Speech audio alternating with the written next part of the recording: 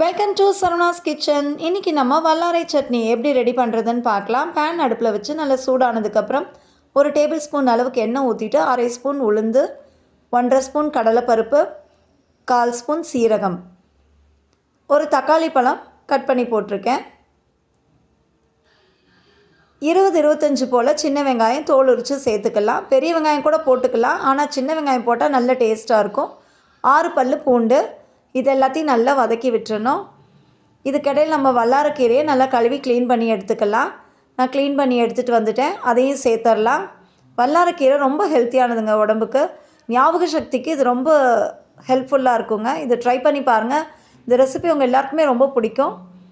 அது நல்லா வதக்கும்போது தேவையான அளவு உப்பு சேர்த்துக்கலாம்.